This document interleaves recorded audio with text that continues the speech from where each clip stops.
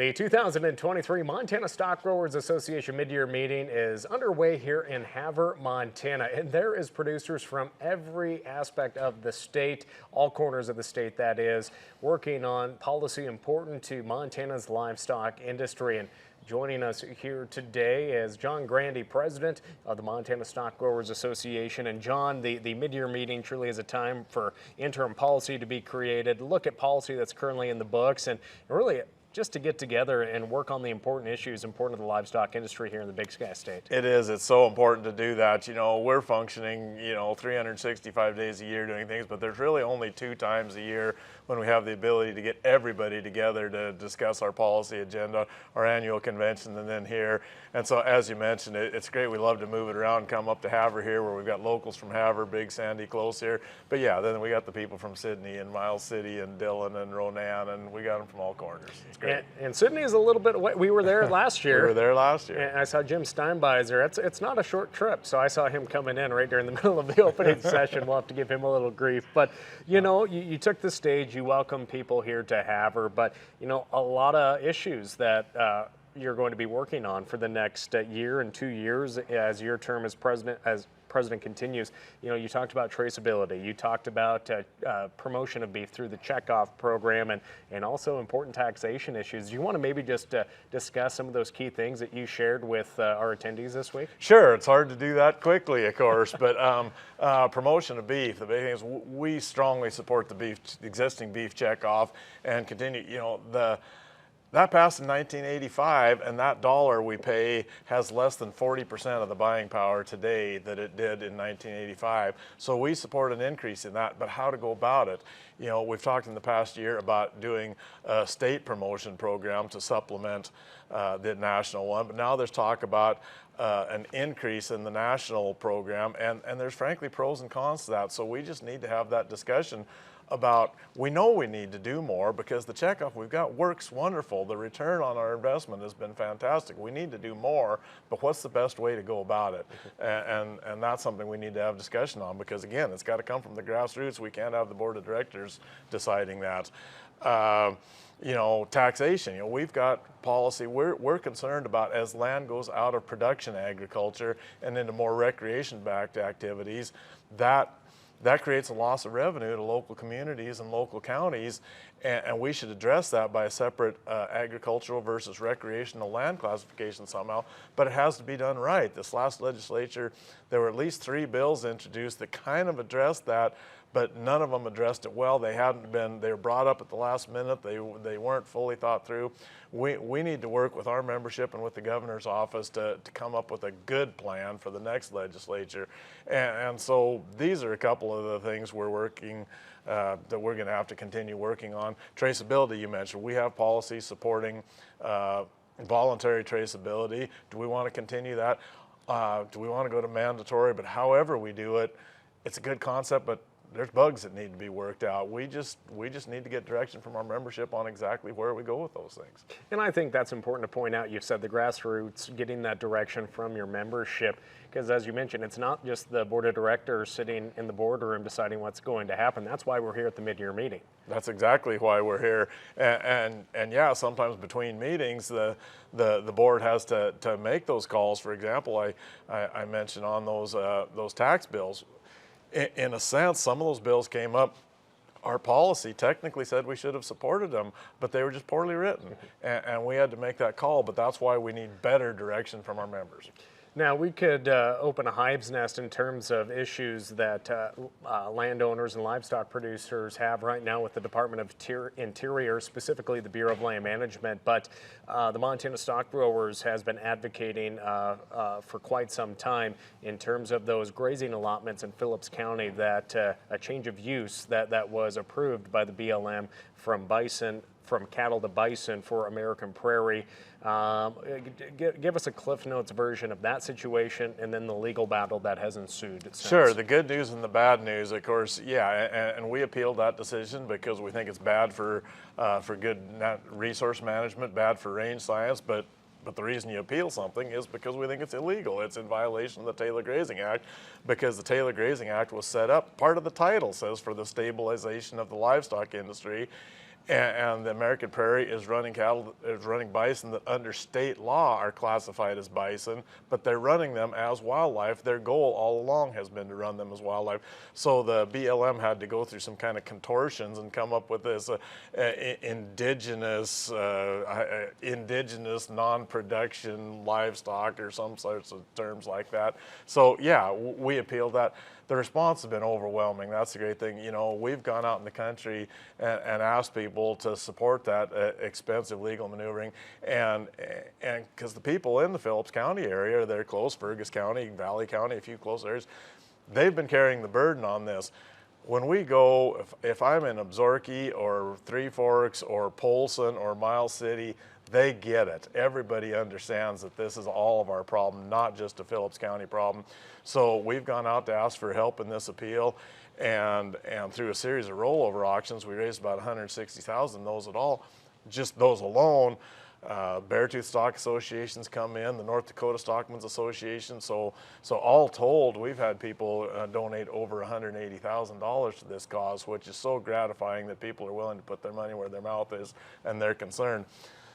The process of it, the point about that, and I've had people say, well, okay, you know, we're giving you this money now, but you got to keep us in the loop of what's going on. And that's the challenging part, because it's a slow, the wheels move slowly, and we're still in the discovery process. It will be November before we even finish all the briefing. And at that point, we'll get a hearing set sometime. We don't know. So it's a slow process, but the support is great. And of course, Karen Bud Fallon with the Bud Fallon Law Offices, representing the stock growers and the state grazing and the Phillips County. And it's very, I appreciate you saying that. It's very important to point that out, because that's part of the strength, is we have great partners.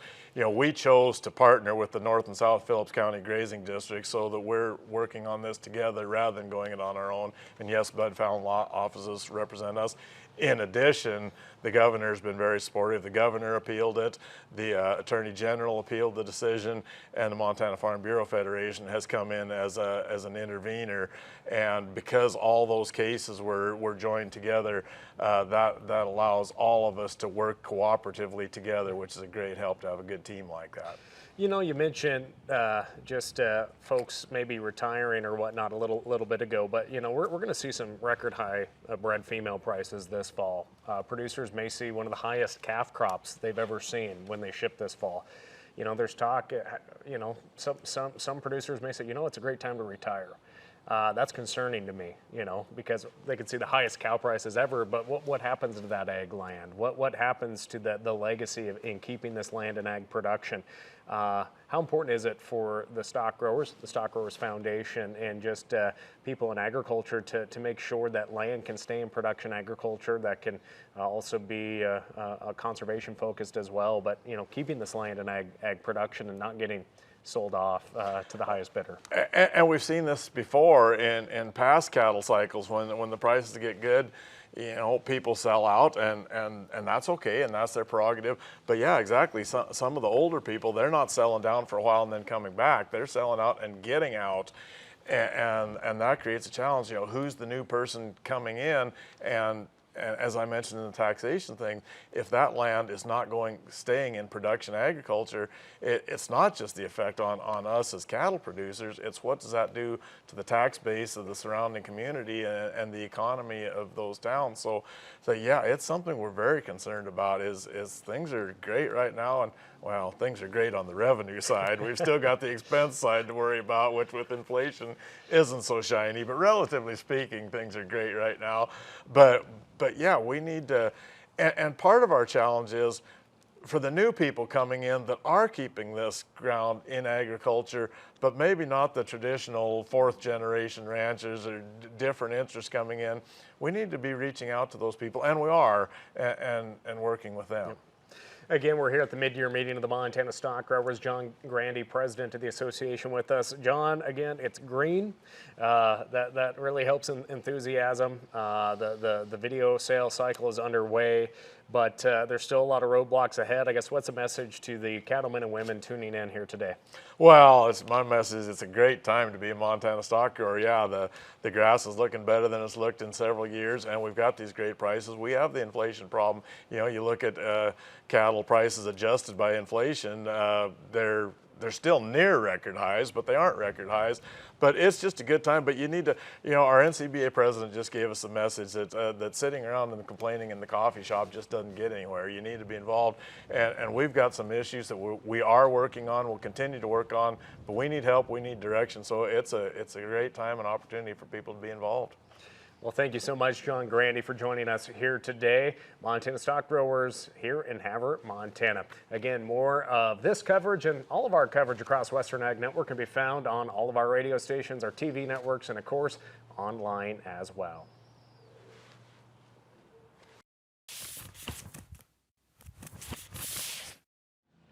Well, as June 2023 seems to be flying by, the Western Ag Network crew has been on the road. We were in Washington, D.C. last week, Bozeman, Montana, Riverton, Wyoming, and now I'm up in Havre, Montana, where the Montana Stockgrowers Association's mid-year meeting is currently underway.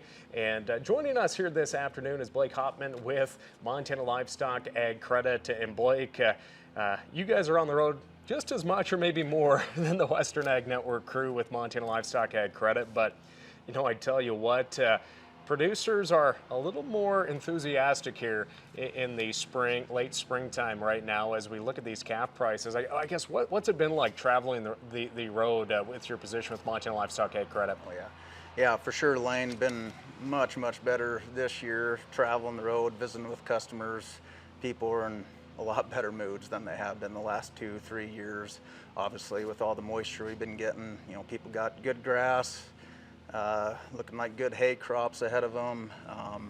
Reservoirs are full too for stock water. And then, like you said, just these calf prices.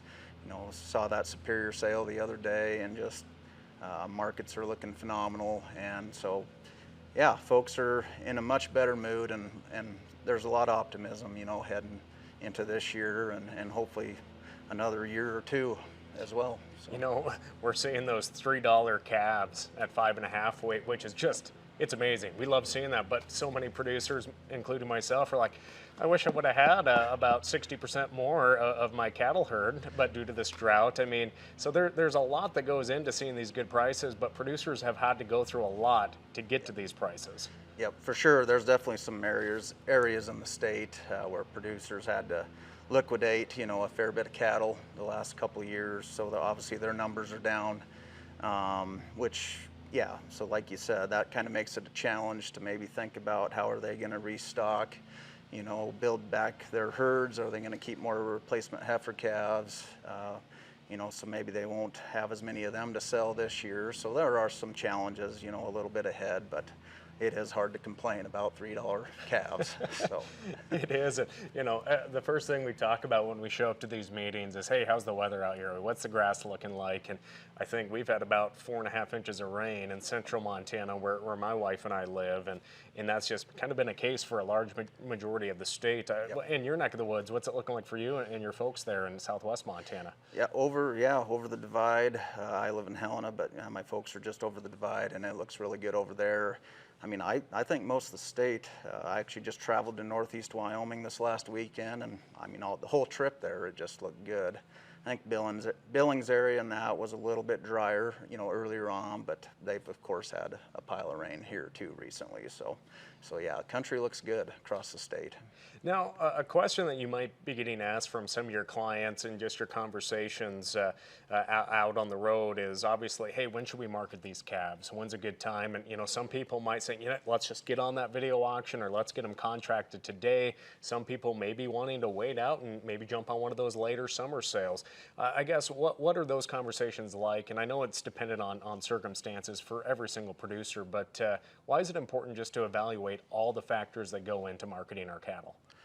Yeah, I mean, it's important, you know. I mean, a lot of people are just kind of sticking to, you know, their typical programs. I mean, like you said, just, you know, they tend to sell on the summer videos every year and then do really well that way.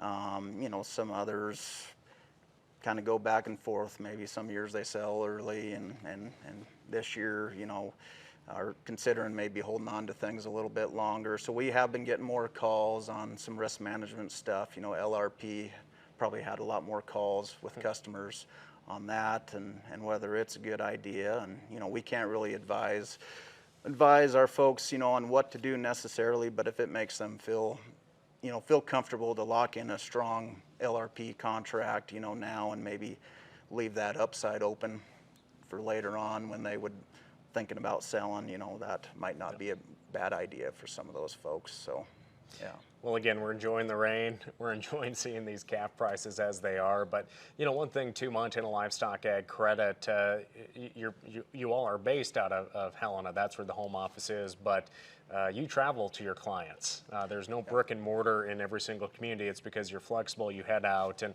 all of you grew up on a farm or ranch too, which I think is great too. When you're trying, you understand the struggles that producers are going through. So maybe just talk about the role Montana Livestock Ag Credit plays. Sure, yeah, thank you, Lane. Yeah, that's correct.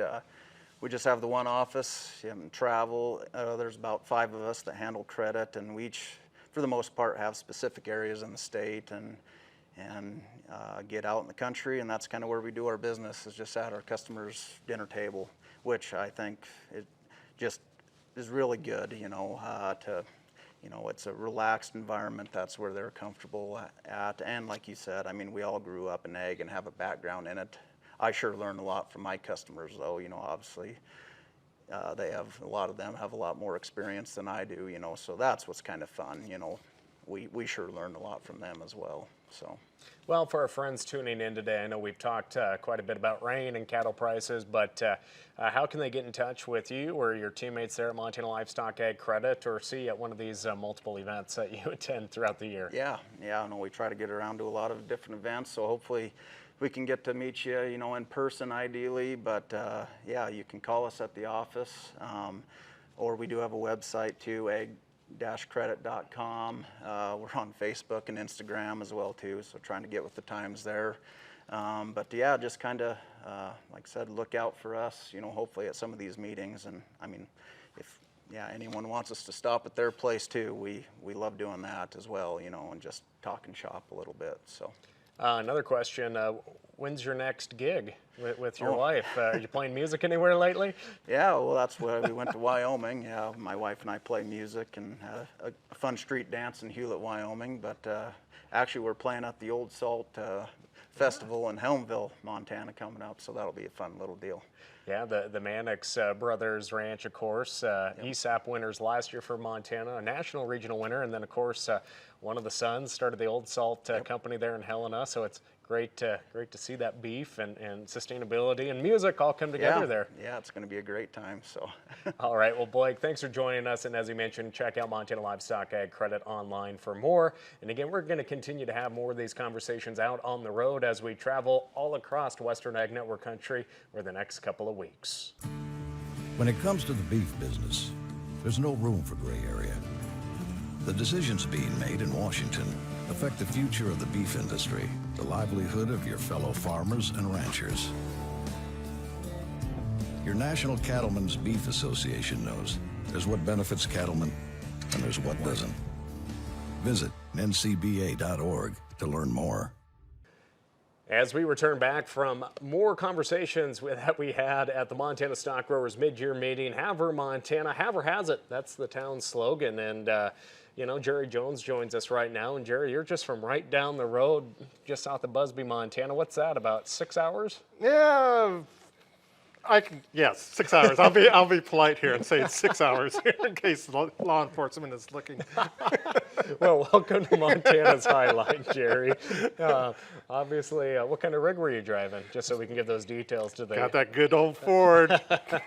Did you win one of those Fords? No, I came close. We came close. In fact, eastern Montana, southeast Montana, I think there was 3 or 4 people have won the Ford when we gave it away. Yeah, we're talking about back in the day, Montana Stockgrowers and Montana Ford dealers used to give away a pickup back in the day. And yeah, that was always exciting to pull a name out of the hat there. Hey, the best thing I've won, I won a ton of salt blocks last year at convention, which...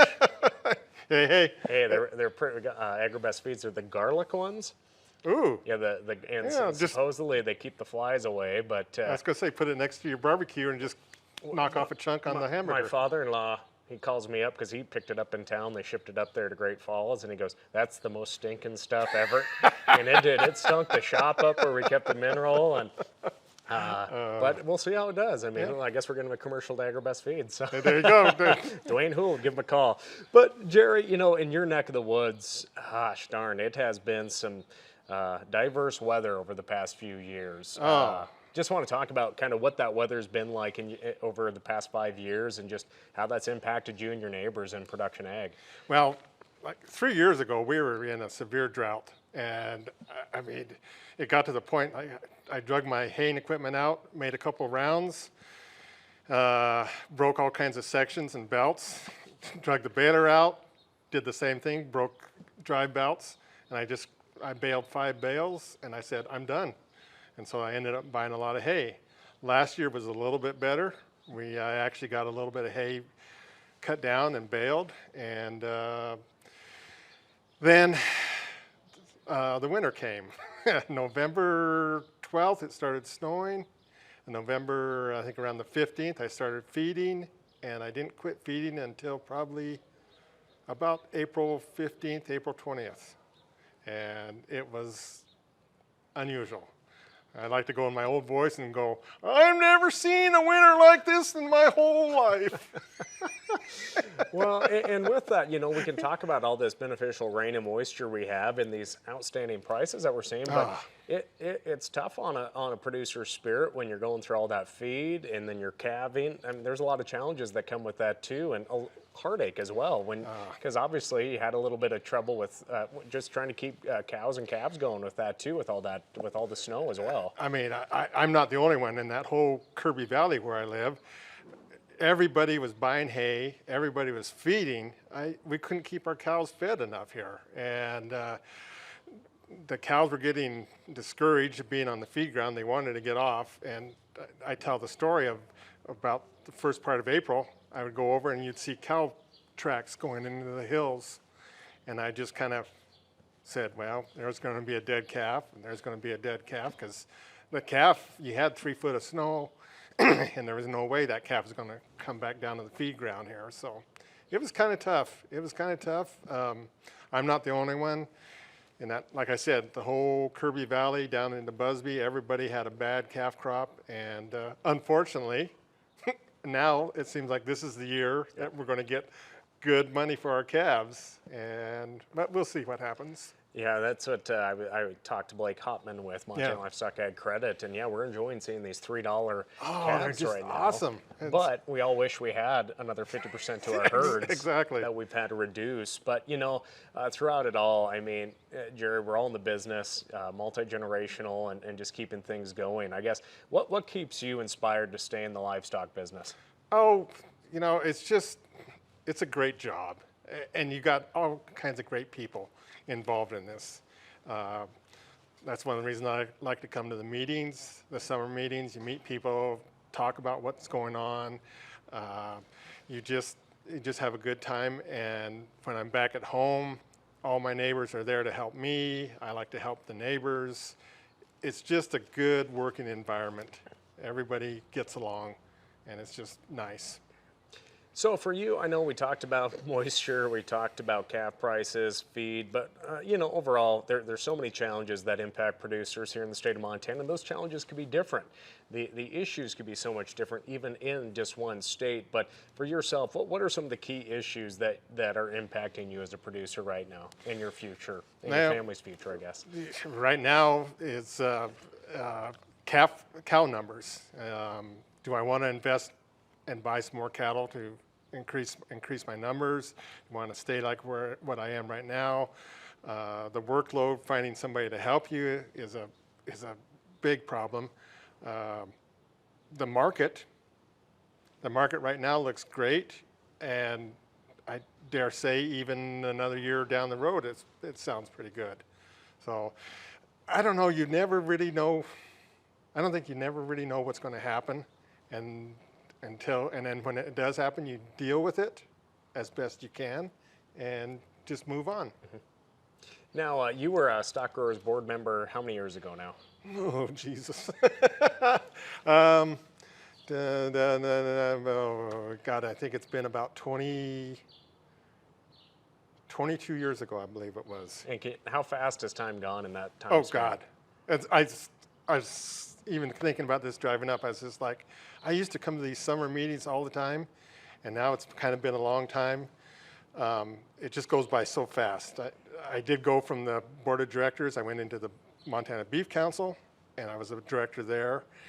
And all that time just seems like it was just yesterday. Yeah, but it's fun. And what was that like serving on the Montana Beef Council and just helping, promote and educate folks about the beef we raise? I really enjoyed it because, one, when you go to your summer and your fall and winter meetings, you talk to people that, yes, they raise cows and calves, but they do it different than people in Montana. There isn't a set schedule for how people do things.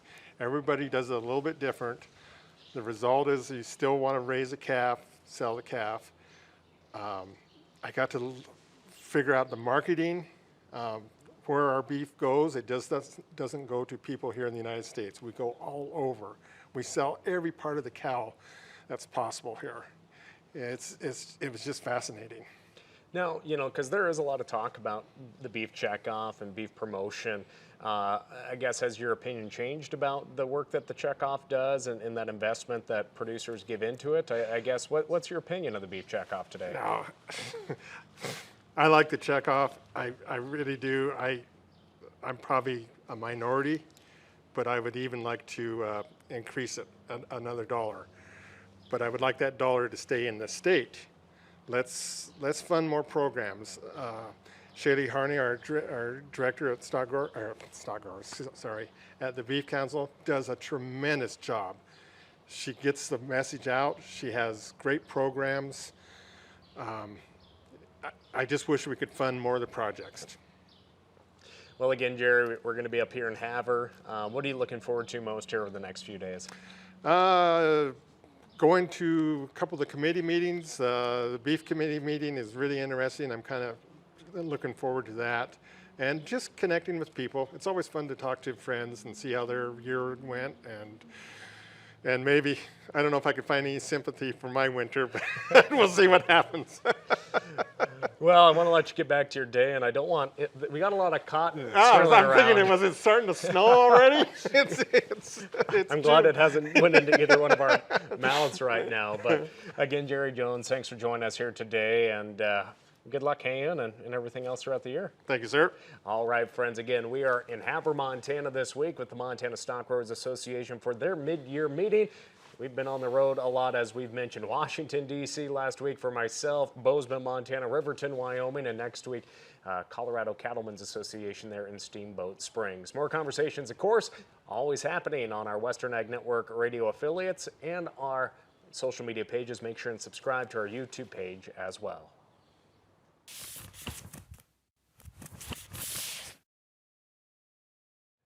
The Montana Stockgrowers Association gathered in Havre, Montana for their mid-year meeting, and producers from across the Big Sky State traveled to the High Line to help set interim policy for the future of the association. And they also received an update from the national level. Joining us here today, President of the National Cattlemen's Beef Association and a cattle producer from South Dakota, Todd Wilkinson, joins us. And Todd, you're here in Havre, Montana. Where did you fly into? I actually flew into Great Falls. That's my airport then. Yeah. Well, it was a wonderful place to fly into. Yeah, so it flew in, drove up here. I guess what's it been like being boots on the ground here and just meeting with the stock grower leaders and the ranchers coming to town this week? First impressions, it's very green, and that is a distinct change from where I'm coming from. But it was awesome. I met with the board this morning, and it really is, you can sense the enthusiasm, the excitement, and the optimism in the market, and that's great. The other thing I would tell you is that this board is an engaged board, and they know their issues, and that's fun to talk to people that are very informed on their issues. Now, as I mentioned, you're here this week, and you'll be sharing an update on kind of the national overview of the issues that NCBA is advocating for producers out in Washington, D.C. on each and every day. But obviously, a lot on producers' minds. We got a farm bill. We have some good calf prices. But before we jump into the farm bill, obviously we saw that Sackett v. EPA case handed down just a few short weeks ago. NCBA played a role in that in helping the Sackett family take it all the way to the U.S. Supreme Court, and that 9-0 opinion that came out. How vital was that for farmers, ranchers, and landowners, not only here in the West, but across the nation? Well, all you have to do is look back in the preceding, 15 years or so. We went from the Obama administration to the Trump administration to the Biden administration, and producers out there are getting whipsawed because of the EPA's approach to things. I got to toot NCBA's horn a little bit. The fact that we were there as an organization and we actually participated in the Supreme Court arguments, pretty impressive for our organization. But you know what's frustrating? I learned this week that when faced with a 9-0 decision, the EPA has decided that they will not withdraw their rule. So now we are being forced, along with the partners that we had, to go in and file motions for summary judgment and to force them to pull back the rule. You know, when faced with a decision from the Supreme Court saying that you made the wrong choice, EPA, how is it that our administration decides to still force producers to have to spend their money to go in and then seek legal relief? I find that just ridiculous.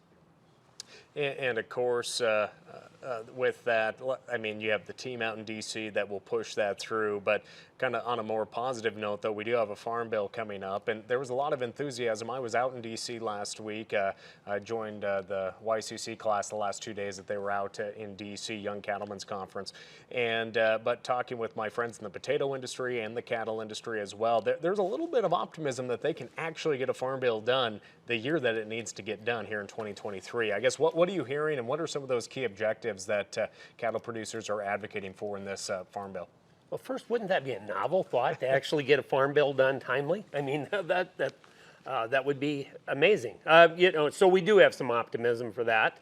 On the target list for NCBA is first and foremost, I would say do no harm. You know, we've got some good programs, livestock risk mitigation programs. We really want to key in on the foot and mouth disease vaccine and then the preparedness. So there's kind of a three-legged stool there that we need to do. I testified on that on the Hill about a month ago. We got a really good reception on that. I'm optimistic that Congress is going to include that, and we're going to get funding to cover us for the next 5 years on that. And then you get all the conservation programs, the volunteer programs, and we really need those funded again because they're so successful with producers. When you're given the choice to pick and choose some programs that work for the environment and they work for the producer, and they're not driven by the federal government telling you what to do, that's when you get success. Now, also, you talk about disease and disease traceability there.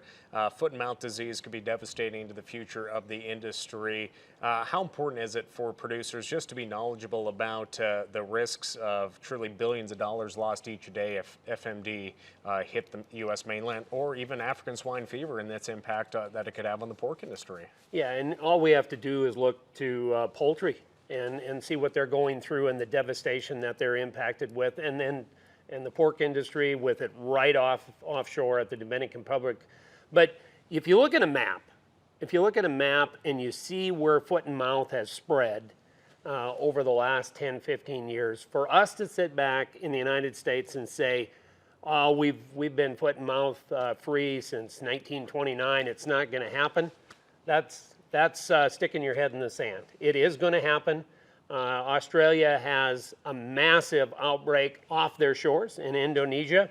And what I think producers don't realize is if there is an outbreak, The immediate thing that happens in the United States, the immediate thing that happens is that there is no movement of cattle for 72 hours. So everything comes to all stop. That's going to make the Holcomb fire thing look like a cakewalk. The next thing that happens is we immediately are at risk of losing Japan, China, Korea, all our big trading partners, because we have an outbreak. And when you lose your export market and then your transport in-state is so impacted, you know, we're not talking millions of dollars, we're talking billions of dollars, and it would just cripple the whole production system. So that's why when you talk about traceability, what we need to be able to do, and I think it's exemplified by what just happened.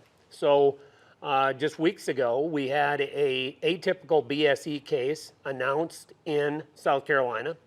It had that animal had a button in its ear. It was traced back within minutes to Tennessee. They knew the origin. They were able to track all of that.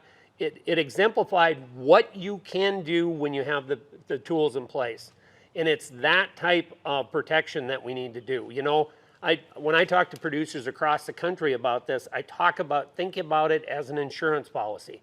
Make sure that your herd isn't quarantined and shut down when the whole state gets shut down.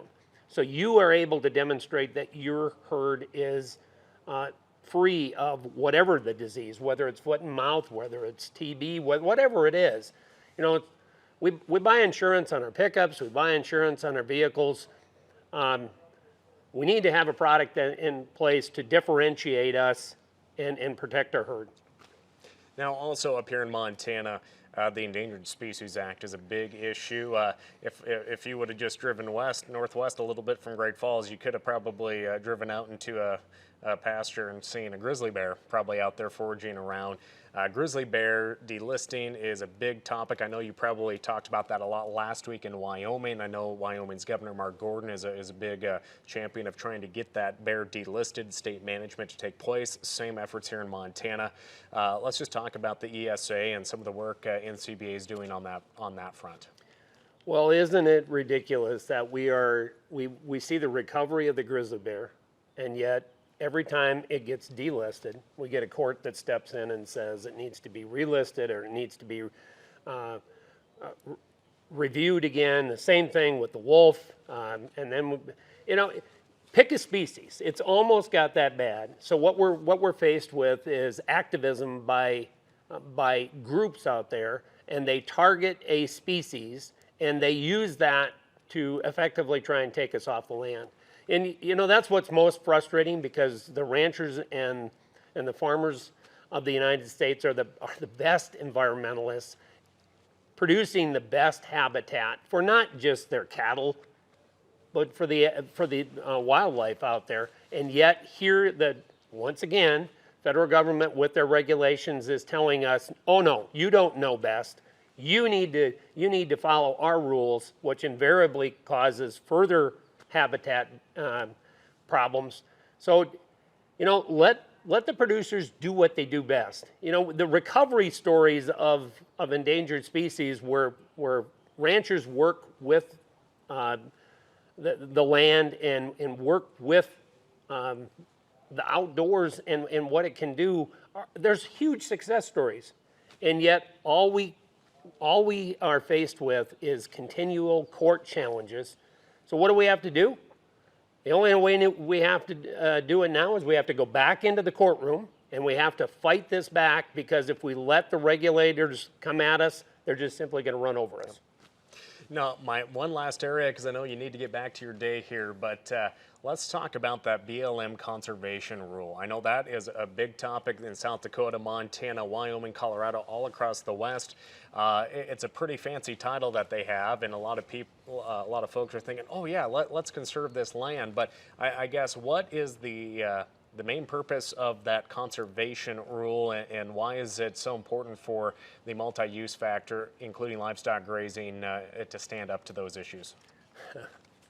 So the main purpose, that's a debatable thing, isn't it? I mean, when you have a BLM administrator who is taking the position that they should adopt a rule without any input from from the producers or even from other members of the BLM organization.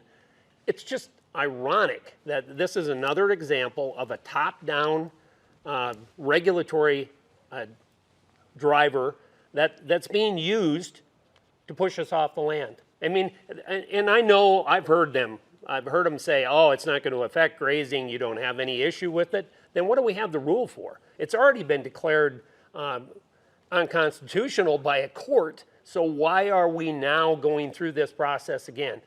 If this isn't a classic example of an administration that's coming after the farmers and the ranchers of America and the users of the BLM lands, and now they've tackled the recreationists. They've got us all in the same boat on this thing. And once again, we're going to have to go back in and try and cut off BLM funding on this. So we're going to have a two-pronged approach. We're going to try and cut off the funding if this rule goes through, and then we're going to have to go in and protect ourselves by litigation. And living a world by litigation doesn't seem like a logical way to go, but that's the reality that we're in right now. And I will tell you, NCBA is prepared to put up and fight for America's ranchers. And finally, you know, it's great seeing these $3 calves. I'm excited to see it, but you know, a lot of folks have gone through a lot of hard times with herd reductions. Drought has got a lot better in this part of the world, but it's still there. We still got a summer to get through, but you know, our producers there, Kansas, Oklahoma, Texas, it is pretty dire down there. And there's a lot of cattle that head down that way from our neck of the woods. I guess what's a message you just have for the cattlemen and women out there about just NCBA's role in standing up for them and ensuring they have the opportunity to raise cattle and raise their families on the land? Well, really, that's what we're here for. I mean, that's why I'm in this organization, because to me, NCBA was the organization that could make a difference. You know, you sit back and it's easy to sit on a chair and not do anything and just complain about this or complain about that. If you're going to get involved in something, get involved in an organization that can have an impact. And when you talk about drought, I would tell you back where I'm at in my state, I'm burning up right now. So the ability to deal with weather is something that we all learn. We can handle those. It's the regulatory challenges, it's the legal challenges, and it's the activism that is coming from groups right now. That's what's so frustrating to me.